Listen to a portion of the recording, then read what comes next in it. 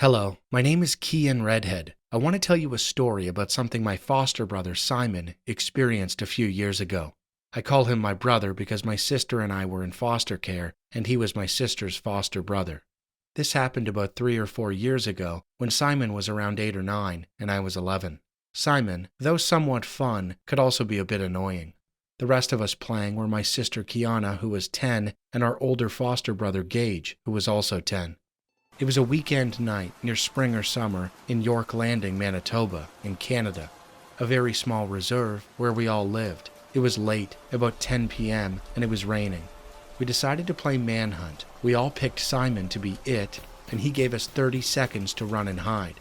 Since we all lived on a reserve, we had practically a whole forest, or a very large backyard, to hide in.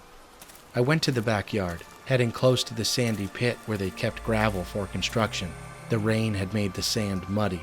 I went toward the bushes to hide, and Kiana was with me. Simon's perspective. Simon started searching and went down the trail that leads to the sandy pit. He took a left and started walking up the neighbor's path to loop back toward the houses. Then, he thought he saw me and Kiana walking together. He smiled and began following the figures, even though Kiana and I were already hidden. Simon stopped and dropped to the ground when one of the figures looked back at him, then took a sharp right into a forestry trail.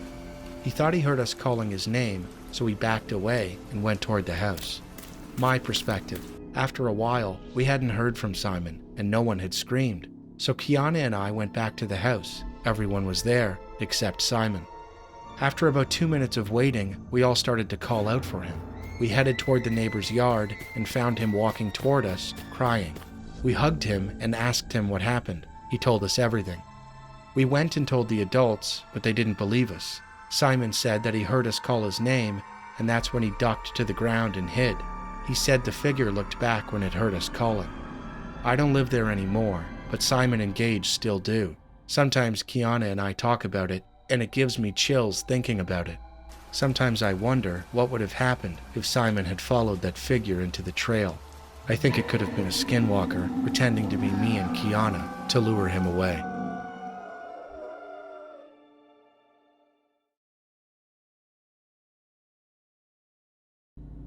This story happened during a camping trip in the fall of 2019. At the time, I was attending college in Portland, and I decided to head south with my friend Jason for the weekend.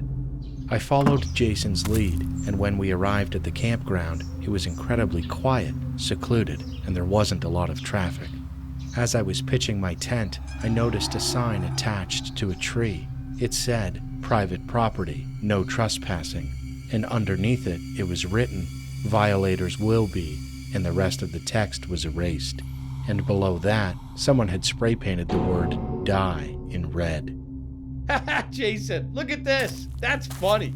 I told Jason, laughing. Jason's face hardened when he saw the sign. He told me that we might have to move camp somewhere else, but I told him we would be fine. So we made a fire and joked around until we fell asleep. Sometime later, I woke up in the middle of the night to a rustling sound outside the tent. I immediately knew it was someone walking, stepping on branches. I woke Jason. He heard it too, and his expression turned terrified. He whispered, "What should we do?" At that moment, the tent's zipper suddenly unzipped, and someone poked their head inside. It was a man. He slowly smiled, a creepy, unsettling smile. His face was filthy, as if he hadn't washed in months. I could see his red eyes and rotted black teeth, but he didn't look like a simple homeless person. His face radiated an inexplicable, murderous aura. Then he said to us, "Haven't you seen the sign?" He put his hand into the tent, holding what looked like a large piece of bone. It looked like the bone of a large animal, long, sharp, and jagged, as if it had been deliberately ground into a point. With Jason's thunderous scream, I instinctively shoved the man's face away. He stumbled backward, and I bolted out of the tent like a bullet. He was swinging the bone at me, and I kicked him hard and yelled at Jason to start the car. Jason ran over, jumped in, and started it. I sprinted toward him, dove into the passenger seat, and we tore out of there. We left our tent and belongings behind and just kept driving. A few days later, when we returned, we were horrified. Our tent was covered in red spray paint with the word "die," and inside were 2 horribly mutilated animal carcasses. We couldn't even tell what kind of animals they were. We ran like crazy and never went back. Who on earth was that man? The terror of that night still haunts me.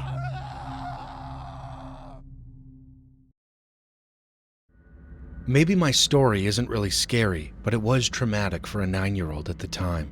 It was during the 2020 lockdown. We went on vacation since it was summer. My parents, me, my 2 older cousins, my aunt, her husband, and her 2 kids all went together. There were many of us. We stayed at a big resort. The resort looked like a 2 to 3 story high gray house. We got one big room that was enough for all of us. It had 2 or 3 bunk beds and one big bed for 2 or 3 people. And the first day was fine. The second night, someone began knocking on the door. My dad and my aunt's husband woke up first, then the rest of us started waking up one by one. We had already locked our door before going to sleep, so at first we didn't worry. But my aunt's husband bent down and looked under the door. There was a little space under it, so he checked. The knocking continued, but there was no shadow, no legs, nothing. We were scared, but it was late and I fell asleep quickly. The next night, the knocking came again. When I woke up, my mom, dad, aunt, and her husband were already awake because of the noise. The knocking stopped for a second, and then something tried the doorknob, like it was trying to get inside. It was locked, and whatever was out there seemed to get angry. We were terrified, and then it stopped. A few minutes later, we heard stomping, loud stomping, like something big was walking right outside. Oh, and I almost forgot. My dad checked under the door again. Still no shadow, still no legs.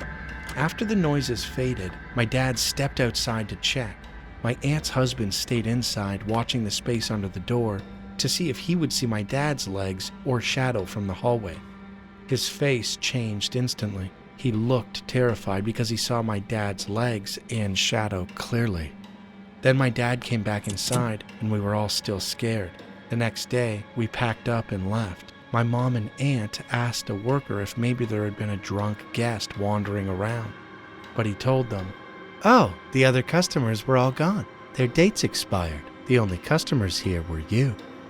We were shocked. Since then, I've wondered, did someone try to break into that room and hide their legs so they couldn't be seen? Or was it something else that knocked on that door?